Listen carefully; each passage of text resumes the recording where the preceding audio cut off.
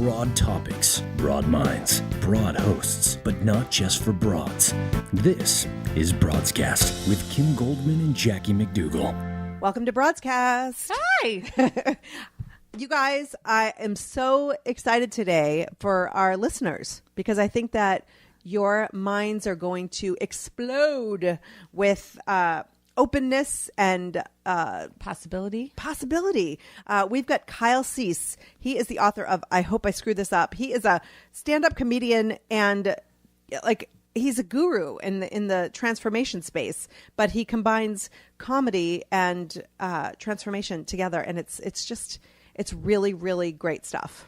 Yeah, Jackie always likes to pull me along her self-evolving realization path.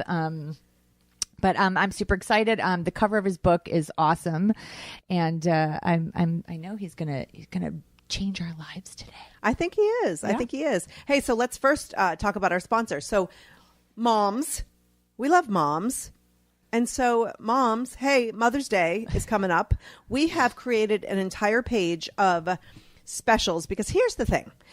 When we talk about Mother's Day, we talk about all the things mom wants, and it's probably not a coupon for a free hug, let's be honest. But sometimes we just want to get what we want for ourselves, right? Yeah. And so I think that wherever it's from, whatever you're looking for, we've got some selections, some opportunities for you to save money and get what you want this Mother's Day.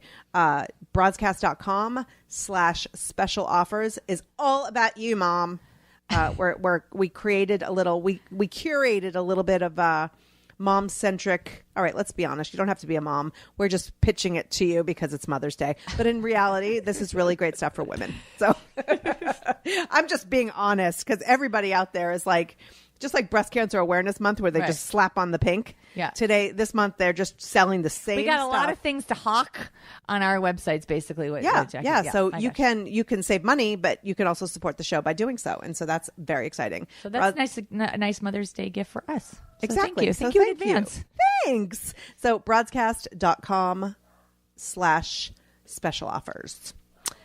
So we are going to come right back with our first guest, our only guest of the day, Kyle Cease. So stay with us. Subscribe to Broadscast on iTunes. Welcome back. Hey, why don't you do what our VO guy, Andrew Bowen, just told you and subscribe to us on iTunes? I already am, but I don't know that everybody else is. So hop to you it, just people. head on over to iTunes, search for Broadscast, which, sometimes they'll try to ask you, like, did you mean broadcast? No, I didn't. I meant broadcast. And then you'll see our little faces and you could hit subscribe. It's super duper easy. So head on over there to do that. So, let's just get to it. Let's do it.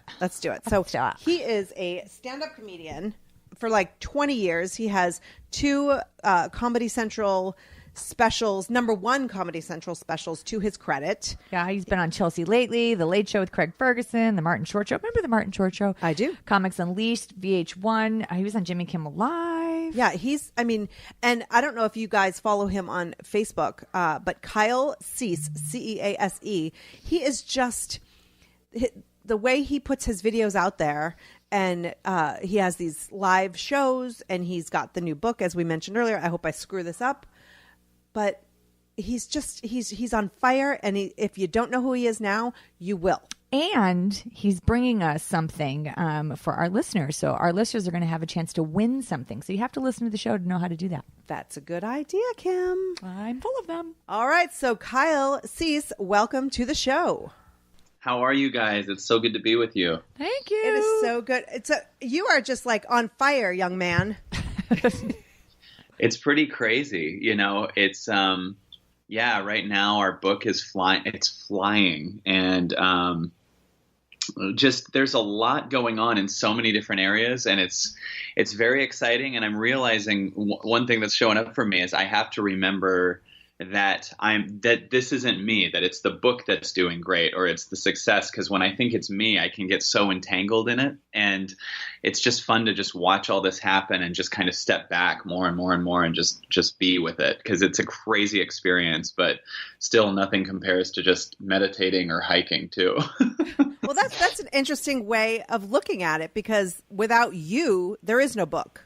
So how do you separate the two? I mean, I hope I screw this up. We have to get into, why you titled it that. But let's first touch upon why and how you separate the two. Well, I know that I'm the source that the book came from, right? Like, I enjoyed writing the book and I loved it. And then the book is doing insanely well. Like, it's thousands and thousands and thousands of copies, and it's not even finished the first week yet. And they're saying numbers are crazy. And at times what'll happen is I'll get caught up like checking where we are on Amazon, because we're in the top 100 on Amazon of all books in the world, very. And like right now, as we do this interview, we're 63 right now. It's weird because we're in this world with like Harry Potter books and Stephen King and like crazy stuff. And it's very exciting. And in that excitement, it can be a little addictive. I mean, my team and I and my manager have all gone through different phases of this. This feels like crack. We just keep checking it and seeing that, books are flying and it's amazing. But when I do that and I get really excited about it, it's good to be excited about it, but still stay close to my heart, because when you get really, really, really excited about it, you also set yourself up for a lot of pain, because, Wayne Dyer said, if you think that thing is who you are, then if that goes away, then you go away too. And it's very interesting to get caught up in a very big high. But, if you get one in that place, you're making a vulnerable setting, because if you get one person that sends you hate, or if you slip down the list a little bit or whatever, then all of a sudden you start to match that excitement with the polar opposite, which is like, loneliness or no one likes me, like these crazy illusions in your body. And what I really realized is that the most amazing part of with the book was writing it and creating it and working with my team. My friend Dan helped me structure it, and it was just that. And our team even talked about last night, like when we make a video and it gets millions and millions of views, there's two us's. There's the ones that really love creating it, and that's our natural being with nature state. And then there's this total societal addictive state when you see it get like 10 million views and lead to other, sales of our events and people writing us all these love letters and everything. And you have to remember that the most exciting part is really being the creator of it and enjoying that, and still enjoy the other stuff, but don't like think of that as who you are. Kyle, I've written on a couple of books, and I can completely understand and appreciate what you're saying. I think that when you're the author, when you're the creator of it, it does come with a certain burden, though. So when you turn it over to the publisher and everyone's excited, and then it goes live and people are buying it or not buying it, there is that feeling of like, I'm letting everybody down, or I'm like, it's, and then you're like, I did the same thing. I would read Amazon, I would read the reviews, and I would get angry at the ones that were like, this is stupid, and it is addicting. I mean, I'm a comment reader, so I would go into the late at night and I would read all the comments and the reviews, but there is something about it that you can get sucked in. But I still am struck with you saying that you want to keep yourself separated from me, because it was such a feat to complete something that was so important to me. I was like, wow, I can finally add author to my list. And it was really very empowering for me. So, do you ever have moments where you like pinch yourself and think, I can't believe that this is my life now? Yes. And what if I really ask myself that in the highest level, I'll say, I'm so thankful that I have this awareness and that I get to experience choosing that awareness. I believe we all have a very high level awareness. And I think the reason that we stress is because we don't live in it. And if I get excited that who I am as the comic or the author, that's awesome. And it's fun to add that on. But those are so different, just clothes that I'm wearing versus what I actually am. And, I just think we get so caught up in that we are what country we're from or our skin color, and we're so much even deeper than that. And we're all connected at that place. And the amount of success that happens externally, I really believe will match the level of connection you have to yourself. In other words, even in like a relationship, if you don't love yourself in your pain, if you don't love yourself through your meditating or whatever, if you are kind of half-assed with that, and then you get in a relationship and someone actually really loves you, that's going to be horrifying to you because it's bigger than you've let yourself experience. It's kind of like why people sometimes, you could be someone who thinks who you are is someone who makes $20,000 a year. If someone hands you $1 million, that's death to who you are. So you might sabotage it and go back to your other story. So those things are all exciting. And I know I'm going off on a tangent, but I'll tell you, this week is very exciting and very emotional. You know, you come from a place of such love and such self-awareness and connection. Was it always that way? I mean, were you raised that way, or was there a certain time in your life that sort of created that in you? I would say a couple things. I would definitely say that one part of it was I was born into a family that was very innovative, just as people. Like my uncle was a prop man for the comedian Gallagher. I don't know if you remember that. That's a big job. Yeah. He was the watermelon boy? Yeah, well, remember how he also had this kind of carrot top ton of props and stuff like that? Yes. My uncle was inventing and making those things. So my uncle's house was just crazy and fun and weird and gigantic toys and bizarre things that you would never think would go together. And then my grandma was a famous puppeteer. She was on the Carol Burnett show. Wow. And tons of other stuff. And then I have my mom's side, I have an uncle that is a Grammy-nominated jazz musician. And then I have and my dad was very innovative with companies. He would just create a company, and if it would fail, he'd just do the next one. And I just see him constantly be starting things like that and making new ones. And so I think one thing that did was put me into a world, which is funny because we could all still have this. It just, in other words, this was still conditioned into me. Had nothing to do with how I was born, who I was in my DNA, but I was put into kind of a world where it's totally normal to be innovative and creative and playful. And so I was never, pushed down or told, no, you got to be a lawyer or something like that. I was honored in that. And so I was a stand-up comic starting at 12 years old. Actually, I started in second grade. My teacher told me if I'd be quiet, she'd give me 5 minutes at the end of the week to do whatever I wanted. So I started doing Gallagher's material. For the my gosh, graders. that is the best thing ever. I know. I was talking about sex and taxes with a Southern accent, and I didn't even know what I was talking about. And then, and so then I started working clubs as a kid and just becoming a comic. And but there was a time where I had to where I went through a couple phases. And one of them was first me going through kind of a motivational phase where I started kind of getting in my head and anxiety-ish. And then I actually got into Tony Robbins and started actually achieving a lot more, #1 Comedy Central specials and things like that.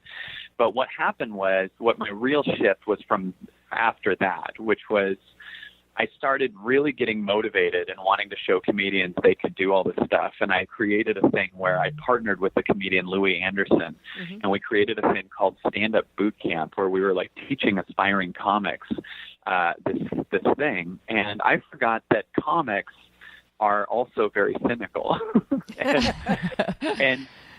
and very vocal about it, and very articulate and good at making a point and making it funny, which is even more painful sometimes. And the ones that didn't go to the event, every once in a while I'd hear a peer of mine say, I must be crazy, or I must be a cult leader, or I must, we live in a world where if you do anything positive, people think you're in a cult. You could just say it's nice outside, and everyone goes, what are you, a Scientologist? You're right. Like, no, I just said it's pretty. That's so true. Yeah. And meanwhile, everyone else can say every horrible thing they're feeling all day and what they're angry about on Facebook, and then drink Pepsi, and that's not a cult. Right. It's just an interesting perspective, I guess. But so for me, what happened was at one point that just got overwhelming, where I was getting so much crap from comics and different people. And I had to go through a thing where I was kind of even scared to go into comedy clubs because I just think they all thought I was like this guy that was now, trying to be a cult leader. And then I at one point sat in a hotel with this pain for 6 days. And I just didn't go get drunk. I didn't go do anything addictive. I just felt this pain, and it felt like a tornado for days. And then finally on day 4, my mind had been spending for 4 days trying to figure out how to achieve my way out of it, trying to think, okay, I'll have another #1 special, or I'll have a blah, blah, blah.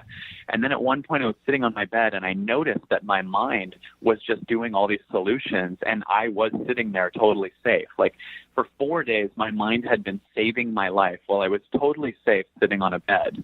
And it was a fascinating thing to suddenly discover that my mind's doing the work, not me. And that was the second I realized I'm not my thoughts. And my entire past, my entire history, all my accomplishments, all my failures, all plummeted. And I was just a dude sitting in a room. And I felt a freedom that I had never felt before. And I started discovering all the stuff about what I really was. And after that, I flew home, and I tried to get my DVD player to play a movie, and it wouldn't play it. I tried to get it to play 6 different movies. None of them played. And then finally the movie Adaptation played. And there's a scene in that movie where Nicolas Cage says to his brother, he says, in high school, there's this girl you really loved, and she was saying bad things about you, and you didn't care. Why is that? And the brother said, because whatever she says about me, she can't take away from me how much I love her. And then he said, you are what you love, not what loves you. And I realized in that moment what that meant. Like I was in an emotional state. Like every time we are trying to do anything the right way, or you're going to go to a job interview and you're worried you'll screw it up, or anytime you're nervous, you're falsely being what has been conditioned into us as who you are is what people think about you. But if you go back to your childhood state, all you did was play, create. You knew what you wanted to be. You didn't question it. Right. And you were what you loved. And if you had it as a child, you also have it right now. And I started realizing all of my nerves were, or even my motivation was me trying to do something the right way so I could get love, because I'm under the illusion that I'm not love as is. And I had this massive revelation and shift, and all of a sudden a lot of my nerves and trying to get it right, and even motivation died off. And because motivation to me is when something happens, I'll be happy. When I finally get that money or that job, I'll be happy. And I realized that it's not when something happens, I'll be happy. My huge shift was when I'm happy, things will happen. And by happy, I mean okay with myself, with every emotion, okay with my sadness, okay with my fear or my playfulness or whatever. And so life suddenly was not about making it happen, but letting go of everything in my life that's heavy, that doesn't align with me, because the only reason I'm keeping that is I don't trust that I'm safe. So that's when I started this journey of letting go of the jobs that I didn't feel aligned with, the people in my life that I didn't feel aligned with, the food I didn't feel aligned with, everything, and started accessing a lot of powers because I didn't realize that was all on the other side of letting go of those things, because those were also me letting go of my old story to make room for the birth of what I really was. I think there are a lot of people who want to follow in those footsteps and let go of those things that don't serve who they are to the core, but there's a lot of fear in doing so. And I mean, a lot of it is like they have to make a paycheck, or they have to deal with family members, or whatever it is. What kind of advice would you give them in aligning themselves with their lives? Well, what we can't see, whenever we're letting go of something, remember, a friend of mine, Diego, said this to me once, and it's so huge. When you're letting go of something, you can always measure what you will lose, but you can never see what you'll gain. And when you have something heavy, you don't understand. First of all, the reason you think you can't do it is the reason you have to. For instance, I don't make enough money is one of the best reasons to go give your gift for real. Even if you're in a job that pays $1,000 an hour, if you don't like the job, you're living against your soul, and that's costing you a lot of money. Like, that's actually costing you money, because all day we spend ignoring our connection to our body. And whenever we're in something we don't like, we have to make sense out of it. And whenever you're justifying anything you're doing, you're totally out of alignment, because the things in our lives that we really love, we don't justify it. I don't justify why I'm with my team or my fiance or why I choose this career.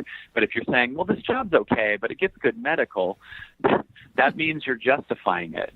And you're actually having to go to your mind to make sense of why you're ignoring your body. And what you can't see is that when you're aligned with your heart and your body, infinite creative ideas show up that are the universe or your soul or life or whatever you want to call it trying to give help to the world.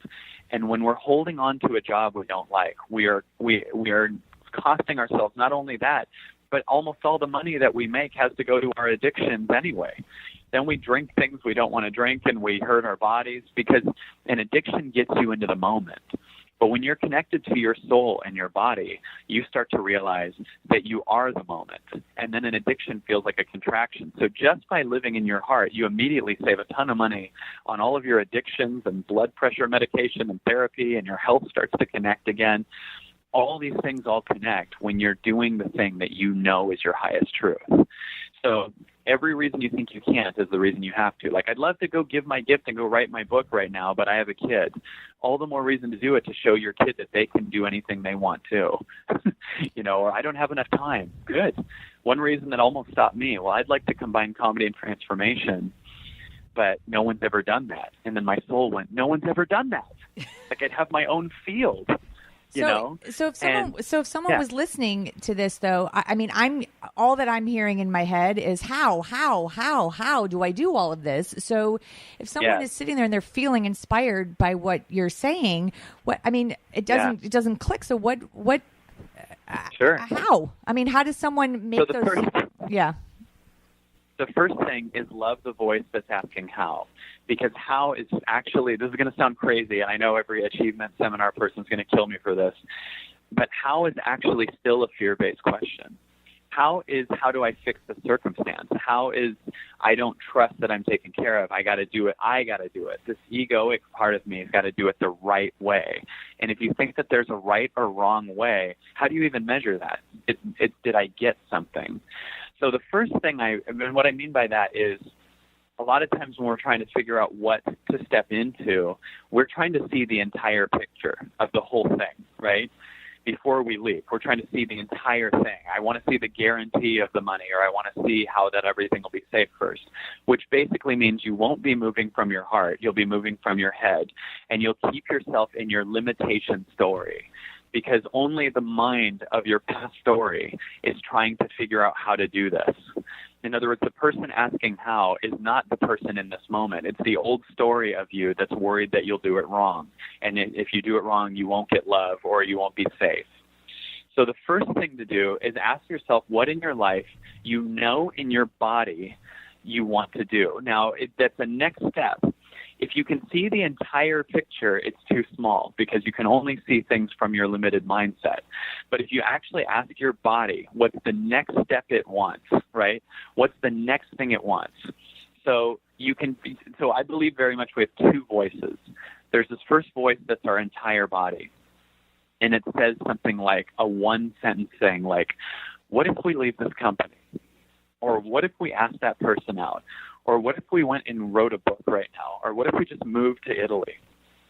I know that sounds crazy, but there's that first voice that when you hear it, there's something that we all have that's in our body. And when you feel it for a second, you actually feel your body open up, or you feel your body get excited about it. Like, what if we just left this company? Right? Something like that. Right. Now, right when you feel that in your body, your mind will totally kick in and give you the counter to that, which is society's thinking. And your mind will come up with why you shouldn't. And it'll usually be a really stupid reason. So the first voice will be like, and that second voice is extremely strong, and she's got a Boston accent, and she sounds like this. Is that what your mom sounds like? No, That's she just Jackie. she's just constantly telling me how stupid it is, Yeah. But the reason that she's louder than the heart is because you've catered to what she said more than what the heart said in the past. In other words, when we start to listen to the heart and step into the leap, the heart starts to get louder than the mind. And you start to get evidence to prove to yourself that the heart's right, so your nervous system stops trying to protect you and actually let you step into it. So the first voice will be like in your body. You feel it in your whole body. It says, what if we leave this company? And it feels good in your body. And that feeling is a preview. It's saying you're going to always feel like this when you leave this. You're going to be expanded. It's going to be amazing. And then but you can't see what it looks like only because you've never done it before. And then your mind kicks in with something really stupid, like why it won't work. And it comes up with something like, well, if we leave the company, we can't go to the Cheesecake Factory party next Thursday. And the first voice is like, dude, if you'd learn to listen to me, you'll own all the Cheesecake Factories in a month. And if you want, you could make them all vegan or something. And the second voice is like, yeah, but they'll have those Thai lettuce wraps and we want that. Anyone who's ever stayed in a relationship way too long because they know eventually you're going to go camping know what I'm talking about. Yes. I mean, and thankfully I'm not in this situation right now, but like, oh, but Valentine's Day is coming up. Oh, but it's his birthday. I can't dump him before his birthday. Or, oh, it's my birthday. Or, oh, it's our summer, trip that we plan. Like there's always a reason to not do what you really need to do. I guess what I'm saying, I mean, like there's a part of me that like I'm excited. This is Kim, by the way, that I'm excited listening to. And then I think I have responsibilities. And so I think that there's that my brain is then putting in the reality. Is this realistic for me? It's not that, it's not that I want to quash the excitement, but I do have responsibilities. I have a child. I have how do you make the leap without shirking those things that actually how you make it sound so easy, and I'm sitting here thinking, I don't know. Yes, it's easier done than said. Right. So here's I like that. Yeah. Here's how. Yeah. It's much easier done than said. When you actually do the thing, you'll start to get a lot of the answers to what you said. In fact, you'll realize you don't even have a question. I understand that it sounds this way, but think about this. There are people all day that say universe and God are taking care of me. And then they ignore the thing in their body that they want to do, which really means I don't trust it's taking care of me. Anyone who's ever been in a relationship too long and they felt that feeling and they didn't do it, what happens if you don't listen to it? The universe or life kicks your butt over and over and over again until you do the thing that you knew months before that you were supposed to do. If you are thinking, I have responsibilities, I understand. That's, to me, a reason to really live in it. Now, let me tell you an example for me that maybe will actually give you some things to answer those questions in a very, to make it make sense for the mind, too. Okay. So we were doing an event. I'll give you two stories of big leaps that I did and measurable results on how they suddenly changed the entire dynamic of our life and career. So at one point after the comics had said that stuff and I had that shift, I realized that I don't think I believe in motivation. I believe we're like helium balloons that are always trying to go up, but the helium balloon is caught on stuff like, controlling things that we can't control, like what a politician is doing or, what someone thinks about you or your past. So the balloon string's caught on that.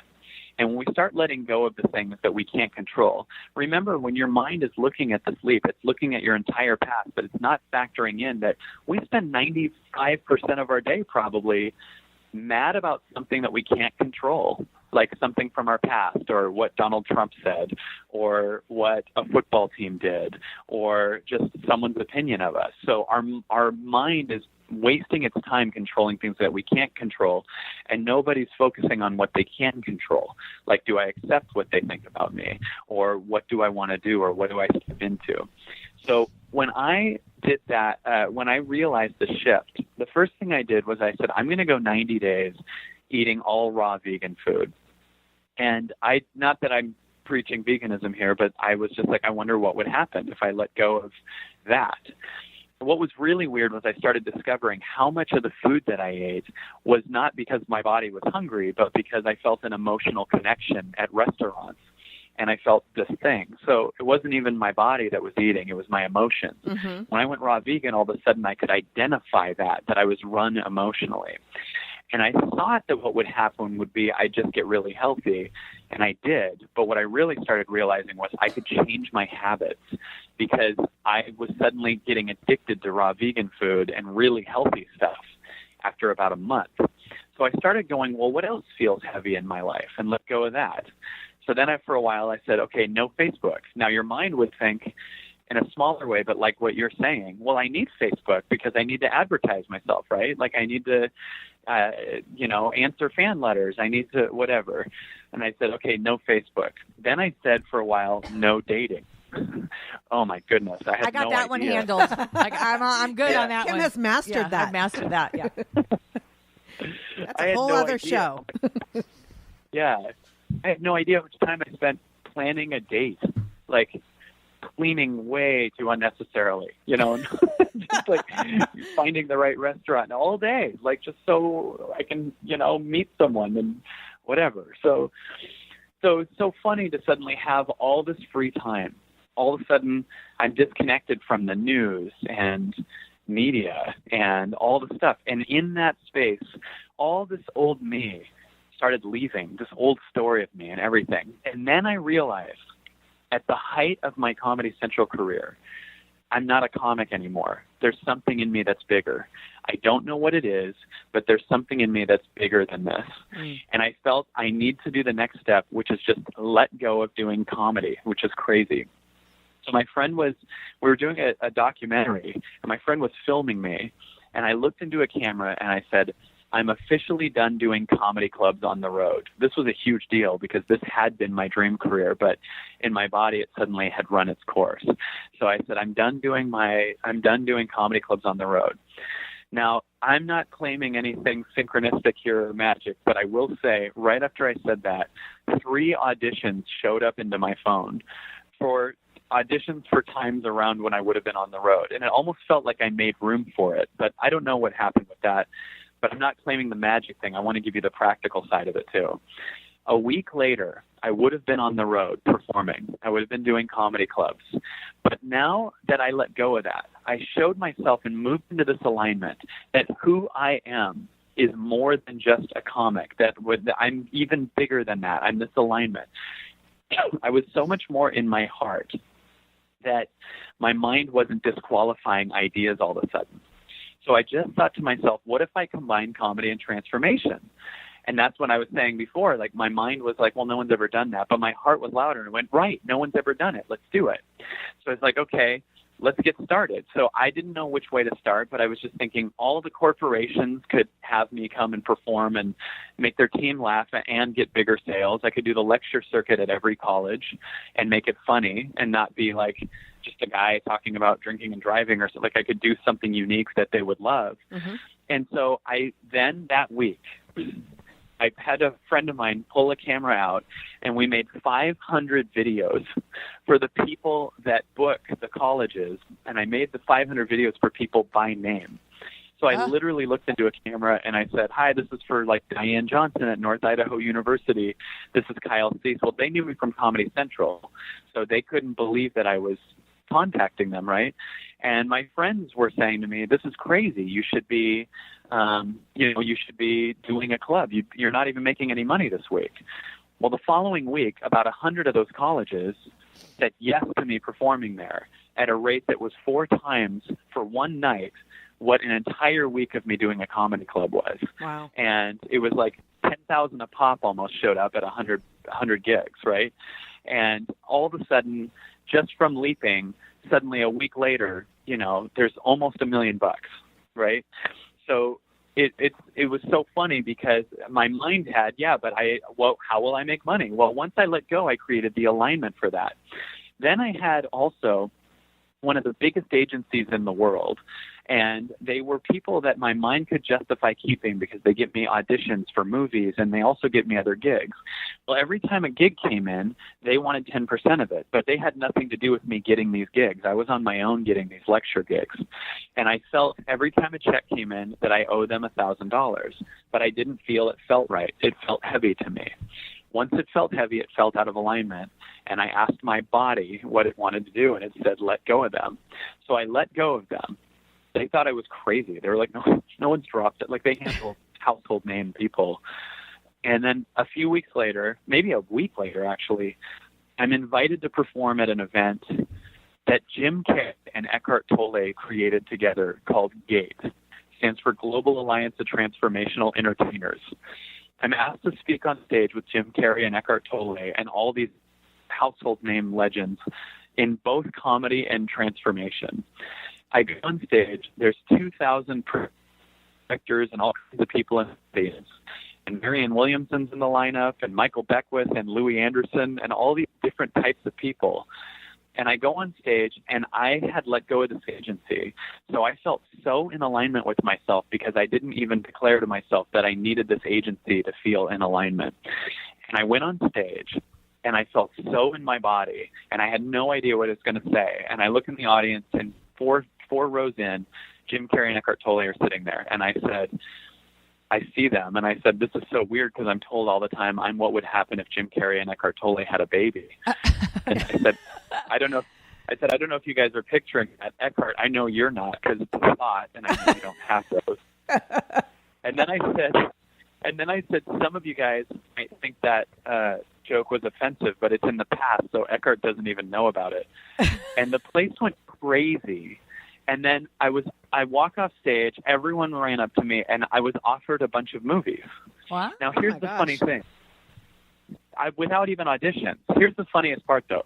The only reason I was keeping that huge agency was because they were getting me auditions for movies. But every time I went into an audition, I was scared that I would lose the agency. So I wasn't quite me. I would be in my head and trying to do it the right way. Now I drop the agency, the people I think that I need to get the thing I want, and I drop them, and then it came to me. Like a bunch of parts came to me because I was a different human being, not someone carrying the weight of this agency and trying to keep all these things going.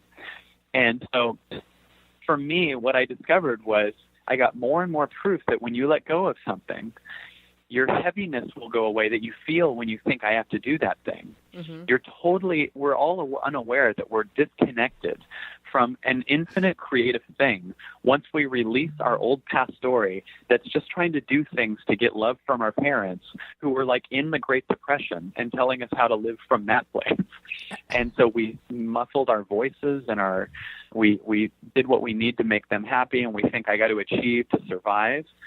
And we don't actually listen to a guidance system that actually gives us infinite, creative, confident ideas, lets go of things that don't align, and really moves you into a place of effortlessness. And then you start saving money on hospital bills and because you're healthier, because you're in your body. And then when you get in a relationship, it'll be with someone who also loves themselves on that level.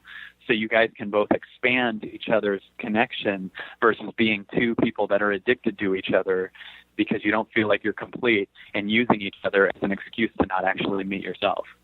Right. So what do you say to those people who, I see it every day, people who want to jump or leap, and when they do, it's like they do that, when toddlers try to jump for the first time and they just lift their heels up and their toes still stay on the ground, so they're like moving their body in this direction. They're like, but I jumped and nothing happened. And it's like, you didn't actually. So right. I think there's so much fear there. So how does one go from feeling that fear and keeping the toes on the ground to actually leaping? And how long before they start to see that they're in alignment and it's working? I think that's another thing, is like this need for instant gratification these days. It's like if you don't see it in that first week and it's actually kind of scary, then they're like, see, I jumped and nothing happened.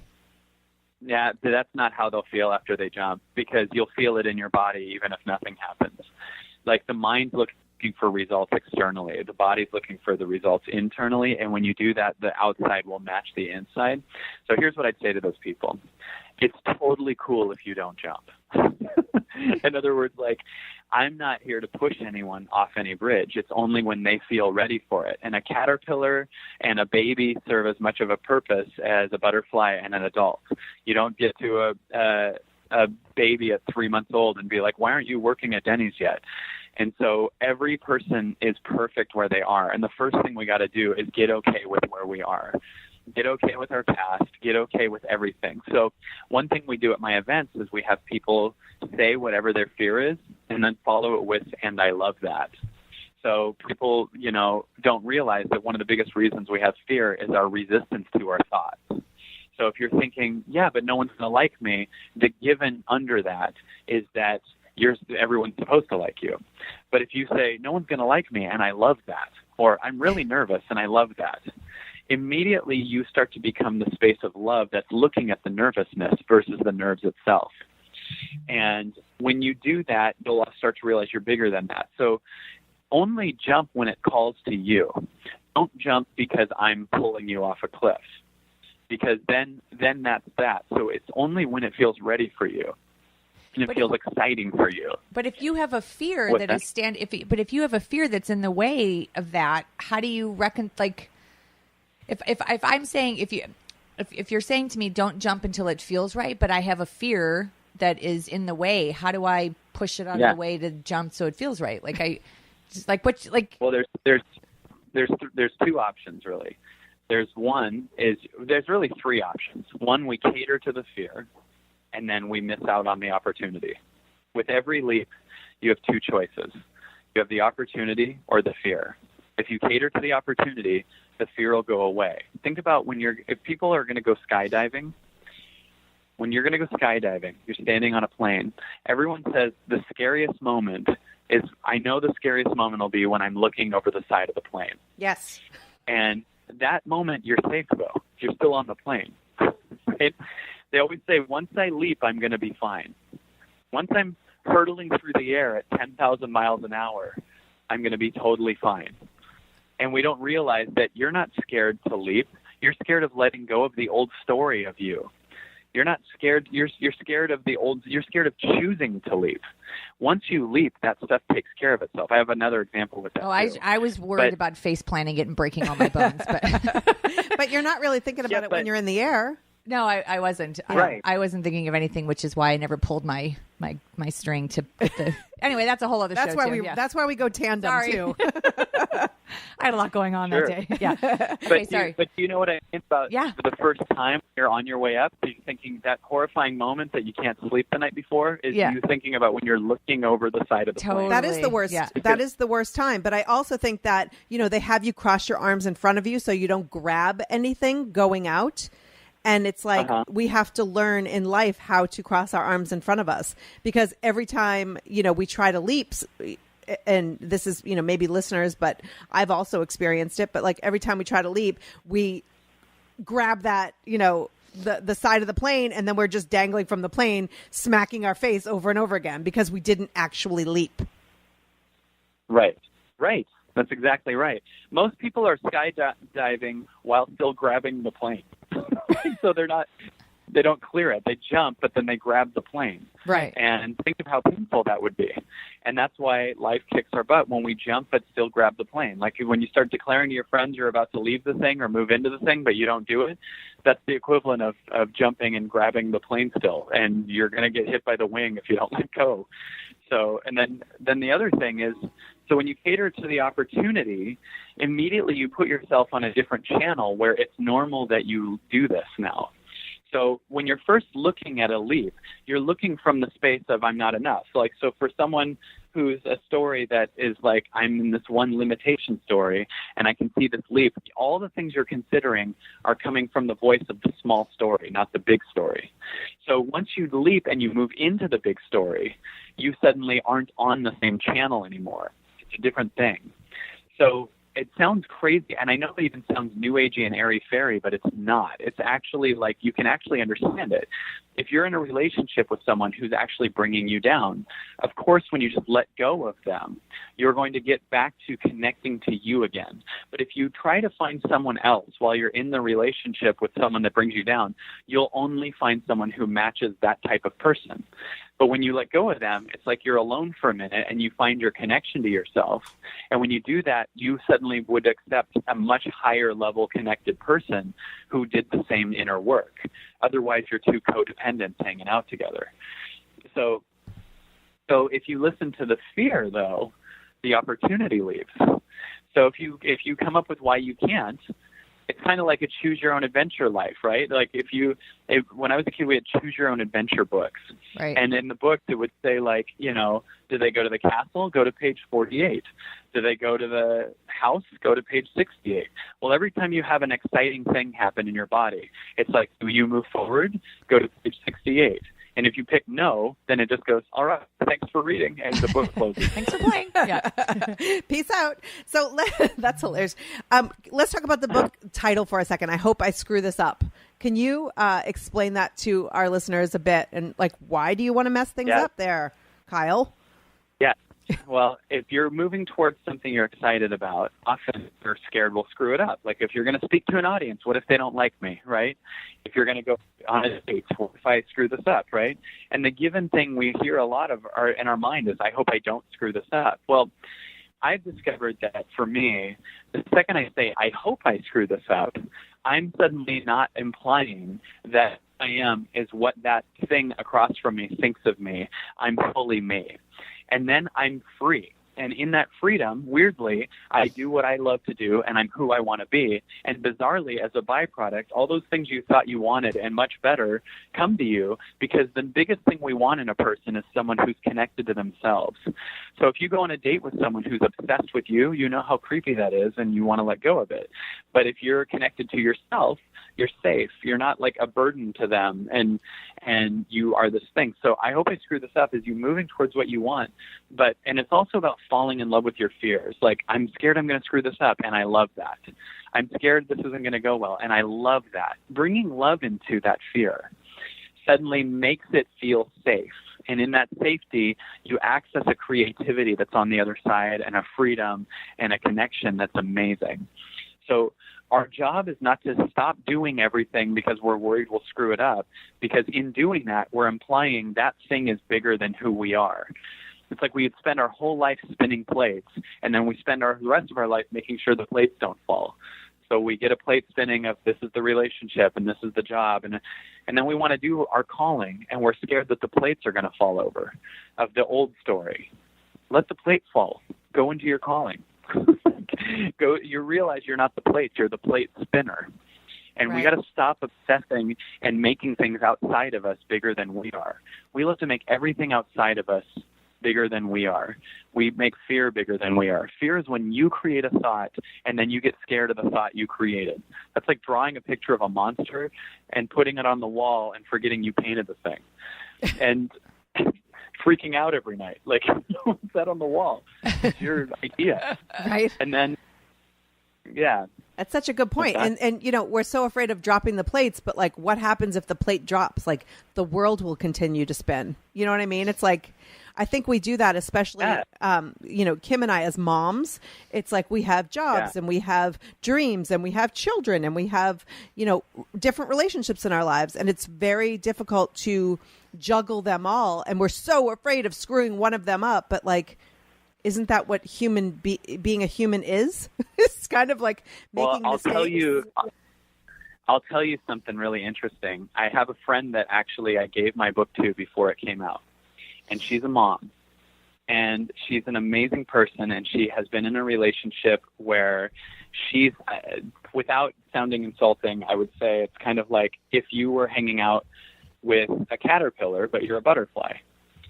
Remember, when a butterfly and a caterpillar hang out, they can only do things at the level of the caterpillar. So if a caterpillar and a butterfly got to cross the street, they're going to take a month. But the butterfly knows how to go across in 4 seconds. So the caterpillar is, I got to see it first. The butterfly is, I feel it in my body and I feel this intuition. And so she has been thinking kind of like the questions you were asking, like, what about the kids and everything? And at one point she realized in reading the book that it's her calling to go do this. And all of a sudden there's this new power in her and confidence, and she wants to let go of it. She wants to let go of that relationship. And it's creating this new thing where I hear a new voice in her and a new confidence, and it's so exciting. So I'm in so much support of that, because I think that the world really rewards caterpillar thinking, but there's a lot of butterflies out there that are dying to fly. But we live in a world that just shows you caterpillar news on CNN and caterpillar food and caterpillar conversations. Let's talk about the game or what happened on Grey's Anatomy. And no one's talking about their feeling and their body and their calling. And we're not being real with anybody. And we're meeting people and being fake people. And we're trying to say what we think they want to hear versus what we're feeling. And when we actually access that, it's crazy. So I understand that. And I think that moms, I can't imagine what it's like to be a mom. I've not ever been a mom. I so understand that. But I think just kids got to learn how empowered they are by stepping into the greatness. So I wonder what the divorce rate is after people come to your events. Well, I'm kidding. I don't think of it's totally.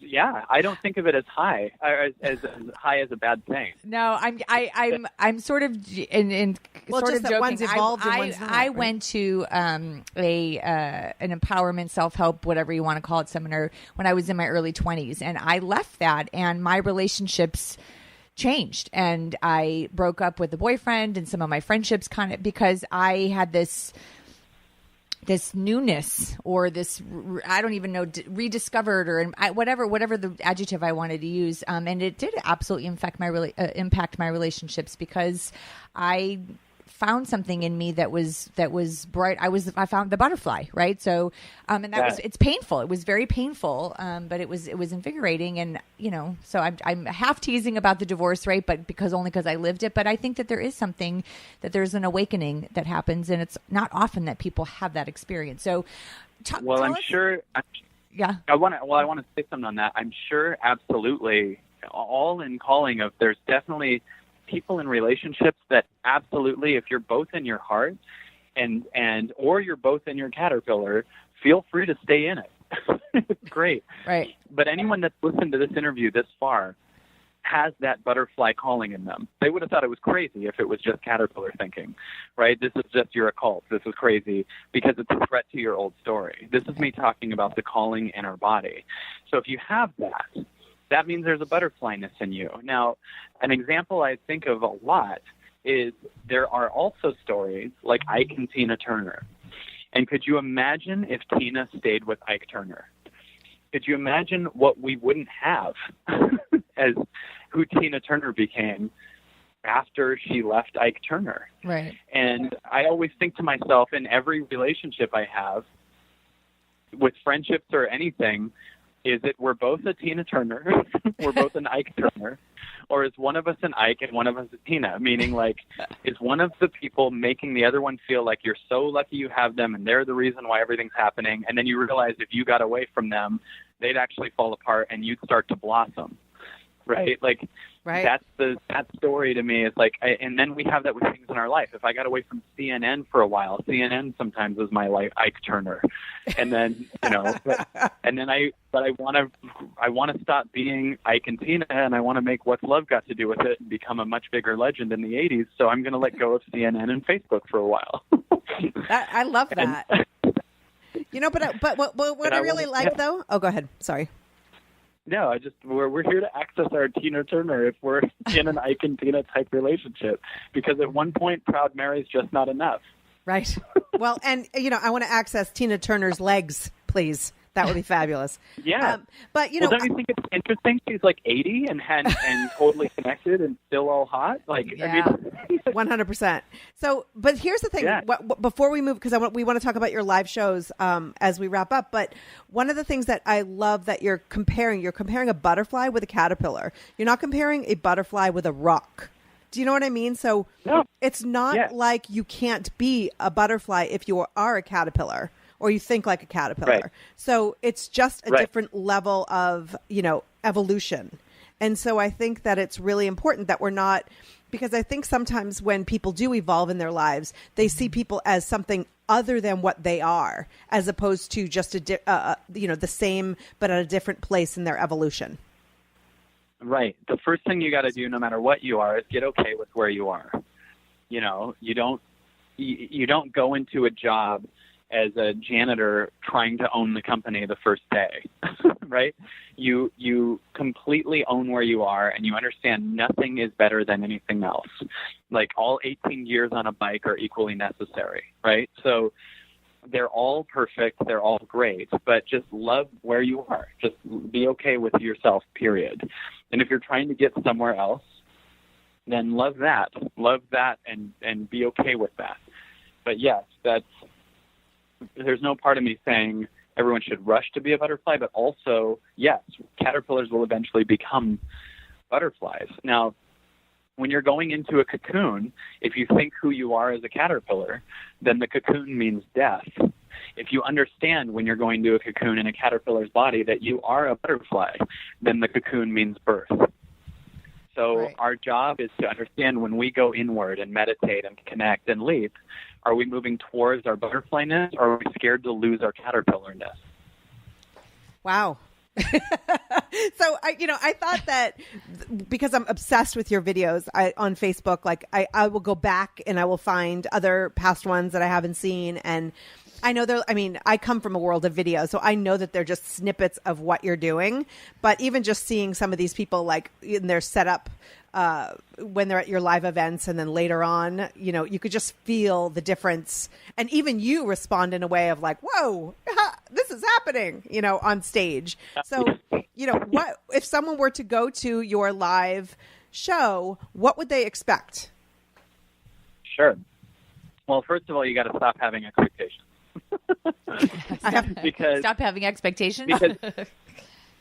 Well, what I mean is, to the listener, if you go there with expectations, here's one thing we hear constantly: God, it wasn't what I expected. Mm-hmm. Because the most you can see from your expectations is what you've seen so far. That's the biggest you can see. Even your dream is still something you saw in your head that includes your past story, right? So what I tell people is start off by having no idea what's going to happen and fall in love with that. Our job is not to, when we don't know, try to figure out how to know everything. It's to fall in love with not knowing. And the second you fall in love with not knowing, you make space for new information to finally show up that you can listen to. And so when people show up, understand this. I will give you some stuff to expect, but I will tell you that I was a stand-up comic for 20 years, and then Evolving Out Loud is me actually. Have you ever given someone advice and then you learned from the advice that you gave? Yeah. Absolutely. It's weird. You'll give people advice they're not even asking. They'll say like, I have a stomach ache, and you'll go, I think you should break up with her. And they'll say, I'm single, and you'll realize, oh, this is for me. Okay. So, that's perfect. If you've given someone advice and then you learned from the advice, that means there's two of you.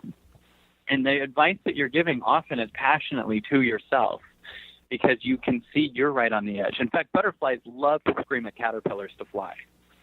And that's the way that, and caterpillars like, I don't even know what you're talking about. I don't have wings or anything. And the butterflies are like, oh, this is for me. And so I believe that we are giving ourselves advice, and that means that there's two of us. So Evolving Out Loud is me starting, and I speak for 8 hours a day. I have no idea what I'm going to say, and I just start.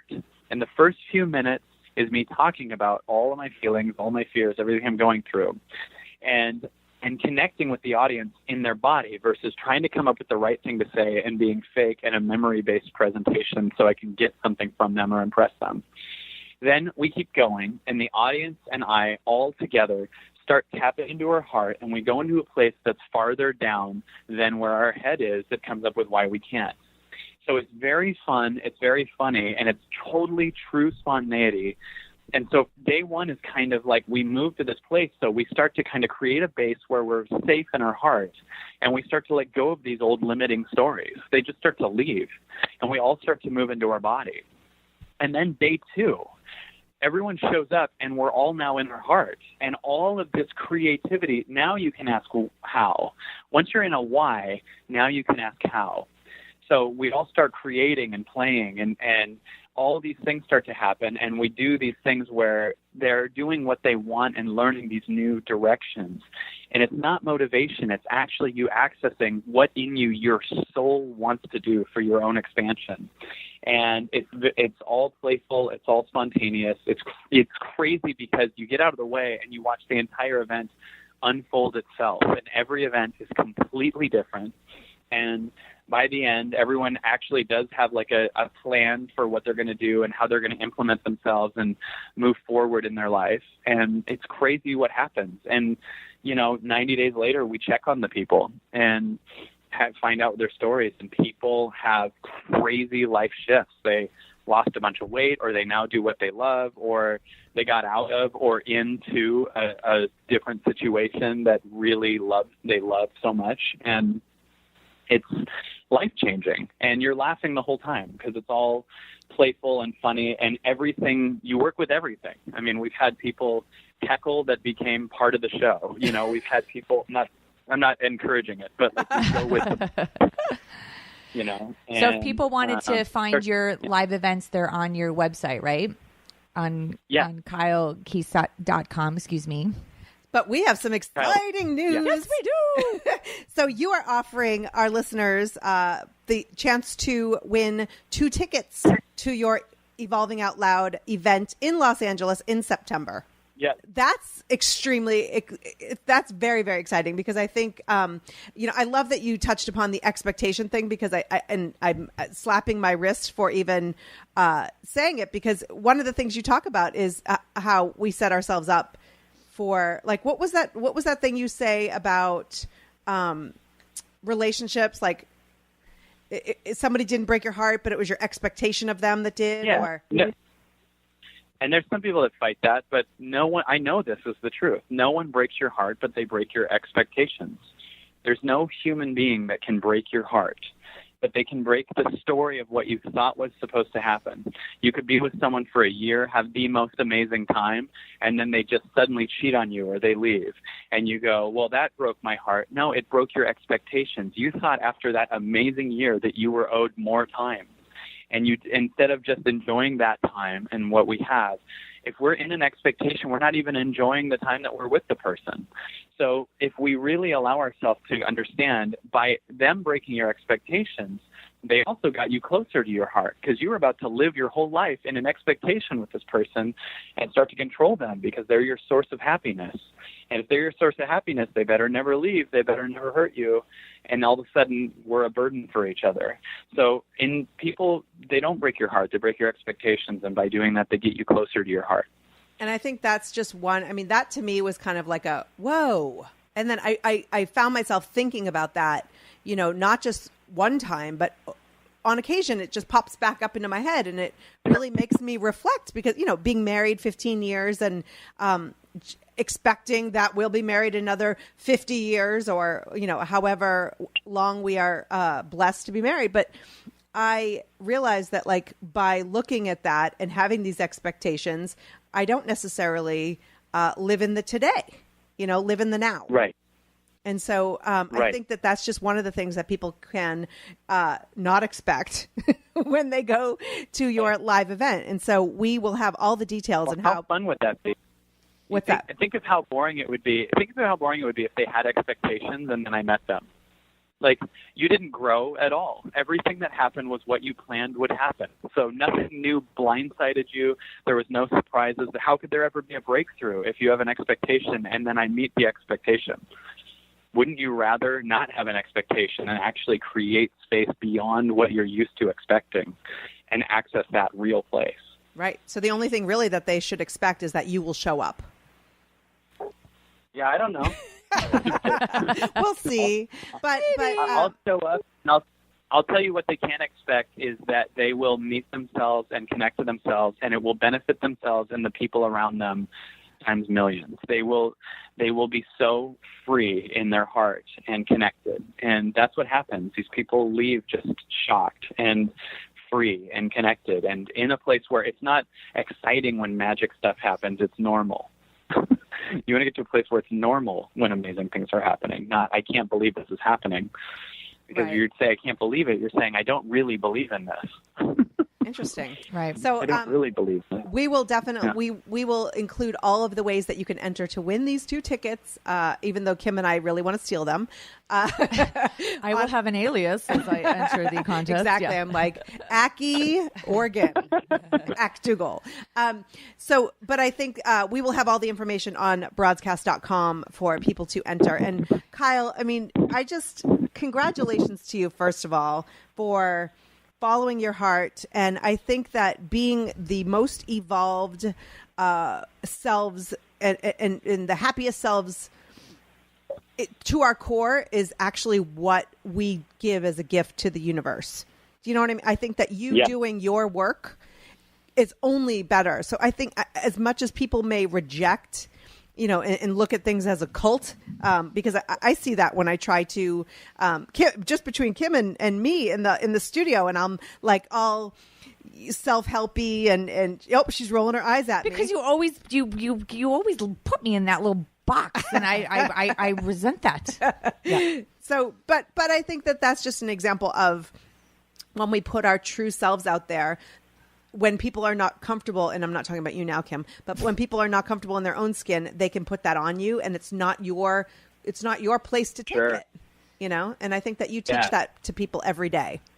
The greatest in the world, everybody either love them or hate them. It's like, it's not down the middle. You're not vanilla playing cruise ships. You're Oprah or Gandhi or, someone who's really speaking from truth, and truth is very scary to some people. But I do think we live in a time where truth is actually at a tipping point where it's more exciting than cynicism. Like, I mean, in the 100 years ago, I wouldn't have made it. What we're doing wouldn't have made it. But there seems to be a market of butterflies just ready to fly now. And I always think to myself, could you imagine what would happen if 10,000 Martin Luther Kings showed up at the same time? It just feels like it's just about to happen.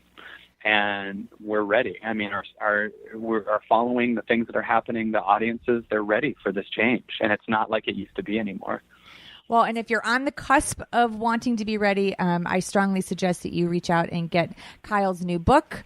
I hope I screwed this up, How Falling in Love with Your Fears Can Change the World. It is available now. We will put a link on our website. But Kyle, I'm certainly, as a fellow author, congratulations on your pub date and your much success. We will watch for you on the New York Times bestseller list. Yes, we'll be the ones tweeting and cheering on social media where you won't be following us because you've taken a break. I have to make a lot of limitations now. I'm trying to make myself only go online or go check my social media from 1 to 3 p.m. because I got to meet myself even more to balance all this stuff that's happening. That's awesome. It's just crazy. So excited. Well, good luck to you and congratulations. And thank you for making extra time for us this morning. We know we took more than we committed to, so we appreciate that. It's really inspiring what you're doing, and I certainly appreciate your gift to the show. So thank you. Thank you. I had a blast with you guys. Thanks so much for having me. We will be right back. Check out the Broads on Instagram at Broadscast. Okay, so huge thanks to Kyle Cease for coming on the show today. Amazing. Yeah. Isn't he great? Yeah. So personable and like relatable, and then maybe those are the same things, but yeah, I mean it's just super funny. Yeah, super funny. Just it sounds like easy, and then it sounds hard, and then it sounds easy. So I like that he kept teaching us how to like move between those things. Did you feel like there are certain areas in your life that you want to take his advice or want to like look at differently at all? Or do you feel like you're already going there? I think that I already do, just not as not to the degree. I think that I have started to implement certain things in my life, but not like that. I mean, I don't know. I mean, I just. But you also, from this angle, you also, I see you constantly skydive in life, but you're not one who has to be like, hey, I'm skydiving, on the way down. You just kind of like I still struggle with how to, honestly, and we've talked about this with other people that we've had on the show about pivoting. I really do struggle with how do I, evolve out loud, like, he talks about, and make some of those leaps while still managing some of the responsibilities that I have that they're not fears. They're literally just stuff I have to do. And so I've never really been able to learn how to reconcile those two things. I mean, at the end of the day, I can't go to culinary school like I wanted to because I need an income, because I'm the only source of income in my life. So how could I manage leaving my job, leaving everything that I want to do, go to culinary school and be a student all day when I have a child to feed, I have responsibility. Is that really a thing for you? It used to be, not as much anymore, but I'm just saying that, like, it's not for a lack of want. I honestly don't know. There are things. And so that's a fear, what's a block, whatever we want to call it. I think that sometimes there are real life things that, like, it's not for a lack of want. It's just like, my reality is I've got But stuff. I think, don't we have all have that reality? Yes, but I'm only talking about me. Right. Because this is my situation. So, and it's not excuses. I mean, it's not, there's just sometimes stuff is happening. I mean, like we've talked a lot, like, how do you make time for everything? Well, I'm trying to make time for everything. I'm balancing a lot. And, he talks about, like, shutting down certain parts of the day, and I do shut down certain parts of the day. And then when I turn back on, I have 100 things that I didn't get to do while I was shutting down. So I'm learning how to have better boundaries. I'm learning how to move some things around so that I'm staying true to my heart. I've let go of a lot of things. I have a lot of things that I don't leave hanging on my shoulders anymore like I used to. So do you feel like you prioritize and you know what of those 100 things really need to be done and what can be outsourced? Oh, totally. I'm totally. But it's not like I teased him when I said you make it sound so easy, that it is a process. For me, it's been a process. And, if I'm going to listen to what he said, I got to be okay with that. And so I always feel like I'm an evolution of myself. Like, I always think I'm a work in progress. Well, I think that we all should feel that way. I mean, if we feel like we're done growing, like when you're not growing, you're dying. Right. And so I think it's really important to consistently kind of push yourself in uncomfortable areas. But I think that what you're saying is very relatable. I think there are a lot of people out there who, want greatness in whatever greatness is, to them. But there's fear because there's responsibility. And so it's kind of, I've listened to Tony Robbins a few times and he'll talk about, how he would do his job. And then, from 5 p.m. to 1 a.m., he would do this other thing. I mean, of course, he wasn't, I think as moms, we tend to, and you're a single parent, right.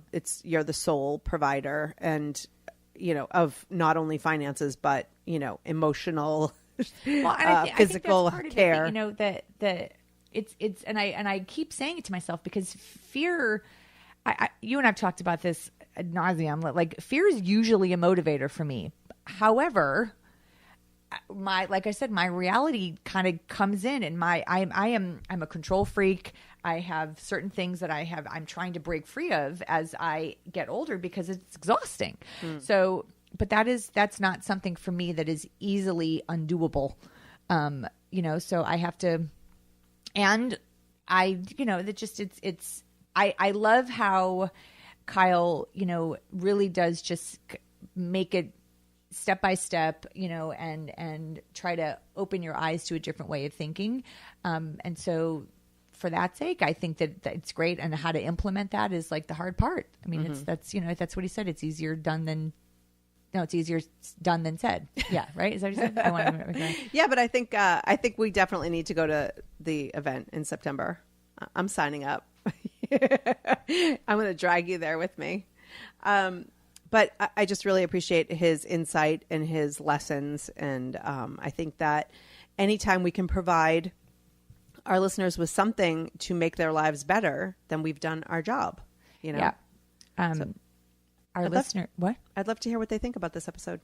Well, and I think they should comment, but they also get to enter to win to be able to go to the seminar in September. So they can go to our webpage, broadscast.com, to find out how to do that. And we can actually strap a GoPro on their head. I wasn't sure where you were going with that strap-on comment. Yeah, I know. I paused there for a minute. But yes, a GoPro. It was a GoPro on their head, and they can kind of like. That's funny too. A strap-on GoPro. Anyway. Sorry. Okay, then. I think we've had enough. But that butterfly. Head on over to broadscast.com for that chance to win, which is very exciting. And you know what? We would be so grateful if you'd head over to iTunes and give us a little rate or review. You know, you only have to hit the stars. There's like when you head over, I mean, you're already listening, possibly many of our listeners are on Apple products. When you're on there, there's like a little stars. You just click, you know, and let us know what you think. We definitely want feedback because we want to continue to provide the stuff that you love and hear what you don't. You know, we're open. And you can also always email us at broads@broadcast.com. That's all we have today, Kim. It was a lot, and I'm happy. I'm feeling inspired. Yeah, me too. Let's go do something. All right. Magic happen. You are listening to Broadscast. For more from the Broads, head to broadscast.com.